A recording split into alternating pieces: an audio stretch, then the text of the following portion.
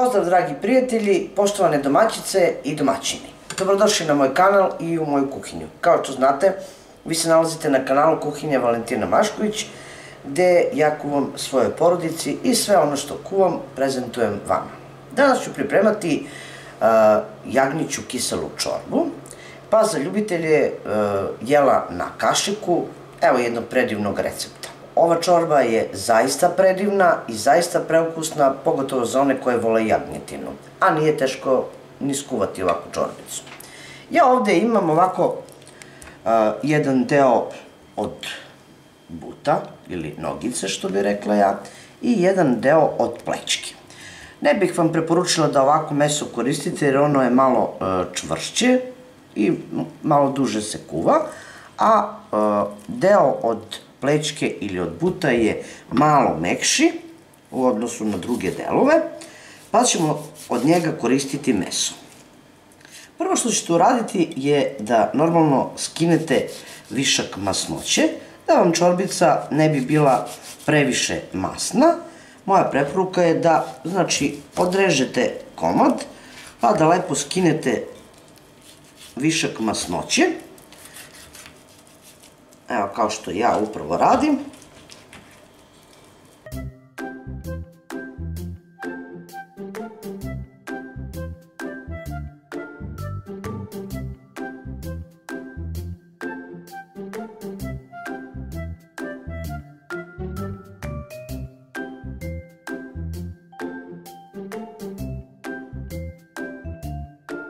Evo, kao što vidite, ja sam odvojila otprilike negde oko 800 do kilogram mesa. Eto, neko za jednu posudu ili šerpu od 4 litra, ja mislim da je sasvim dovoljno od 800 grama do kilogram. Ovo možete ostaviti za neko varivo ili za neki, ajde da kažemo, neki đuveč ili nešto bilo šta hoćete drugo. A ovo meso koje sam pripremila izrezat ću na sitnije komadiće.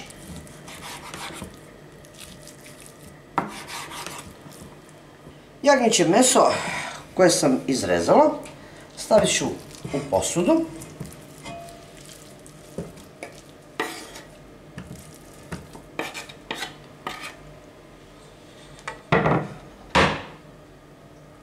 I prelit ću ne velikom količinom vode, samo da ovako malo ogrezne.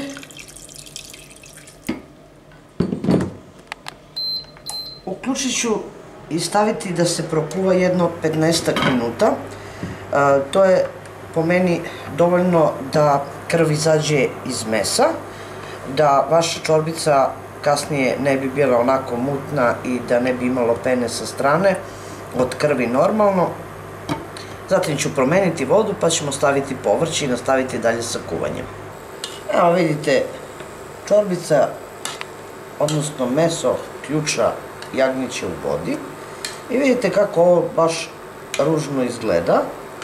Zato ću pustiti još par minuta da izađe sva ova krv iz mesa jagnjeće, a onda ću normalno oprati meso, naliti ponovo vodom čistom, pa ćemo dodati povrće. Evo vidite, meso sam malo proprala, odcedila onu vodu i krenut ćemo ovako. Dodat ću 2 lista lovora. Uzet ću ovako jedan manji prazi luk,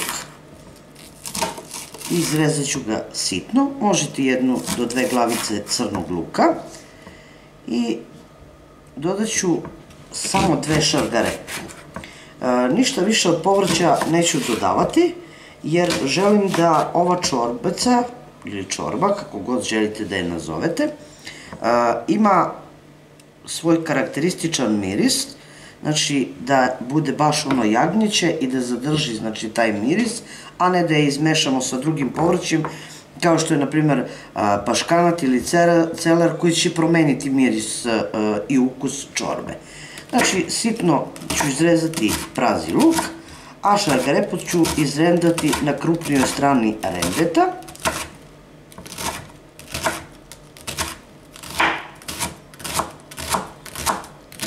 Na seckan prazi luk i šargarepu dodat ću u posudu.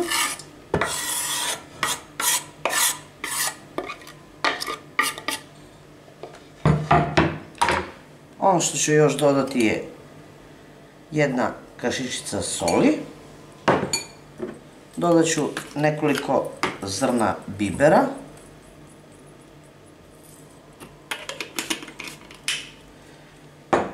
I ovako, uzet ću jednu malu rakijsku čašicu i dodat ću pola te čašice alkoholno sirće. Možete dodati i jedan ceo limun, izrezan na pola, normalno opran, da bi se jagnjetina brže skuvala i da bi se onako lepo na konce raspadala, da ne bi bila žilava. Neće biti kiselo od sirćeta, niti od limuna, jednostavno će samo pomoći pri kuvanju. Nalit ću to vodom i pustiti da se lepo meso skuva, normalno povrće će se skuvati, ali da se meso skuva, povremeno dolivajte vodu, dok meso ne bude onako mekano i baš skuvano lepo.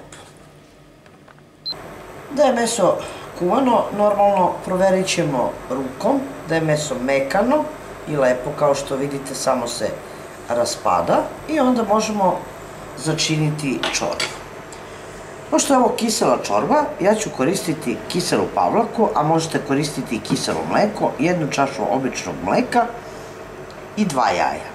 Prvo ću umutiti 2 jaja. Lepo ih razbite da nema grubice, kasnije u samoj čorbi. Koristite malo mleko da biste bolje razbili. Nakon što sam lepo razbila jaja, dodat ću, kao što rekoh, 300 g kisele pavlake ili isto toliko kiselog mleka. Sjedinite lepo.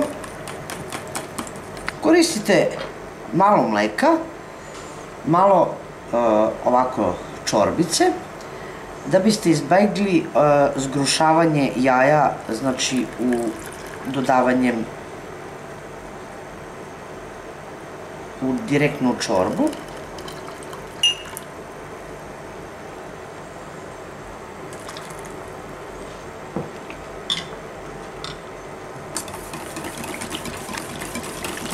Jer otprilike ova suva zaprška s kojom ćemo začiniti čorbu trebala bi da bude malte ne iste temperature, da se jaja ne bi zgrušila ako naglo dodate. Ja mislim da to starije domaćice normalno znaju, ali ovo za eto mlađe koje bi želele da naprave jednu ovako lepu krem, kiselu jagnjeću čorbu ili umesto jagnjeće možete na isti način pripremiti i teleću čorbicu.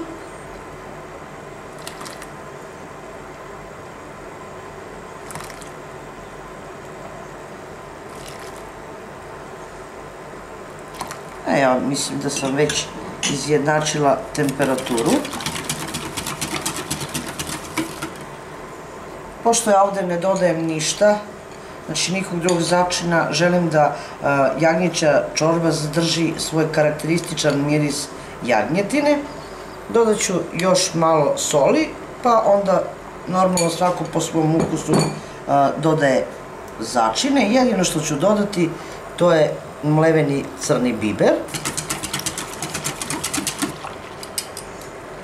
I onda lagano ćete mešati žicom.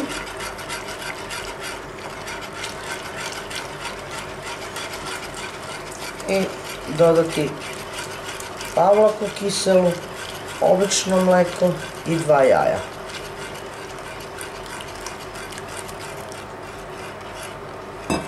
Evo ovako, nakon što sam ja to dodala, možemo već izvući, ja se nadam da nisam mnogo zapaprila, da sam izvukla veću količinu. Izvadit ćemo listove lovora i uz stalno onako povremeno, mislim, mešanje, da ne bi brašno palo na dno. Jedno 15 minuta pustiti da se brašno lepo ukuva, da ne bi ostalo živo, a mešamo da ono ne padne na dno i da ne zagori. Nadam se da ću uspeti da nađem list. Evo ga.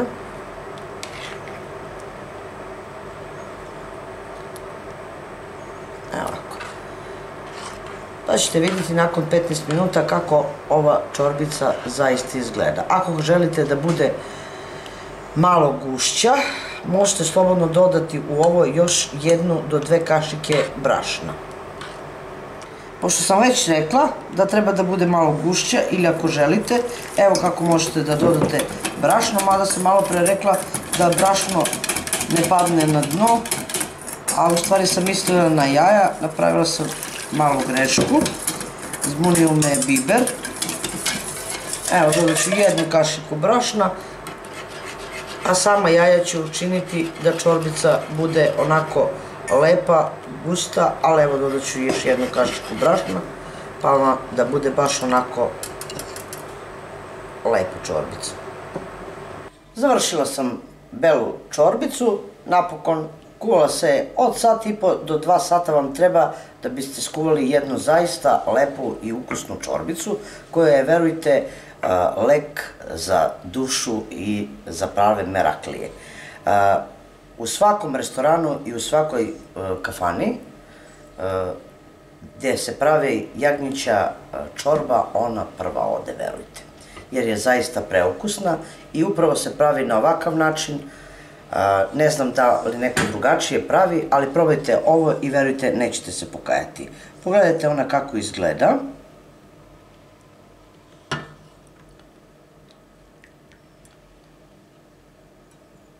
Prepuna je mesa i normalno začina, a miriše da se osjeća, čini mi se, u komšiluku.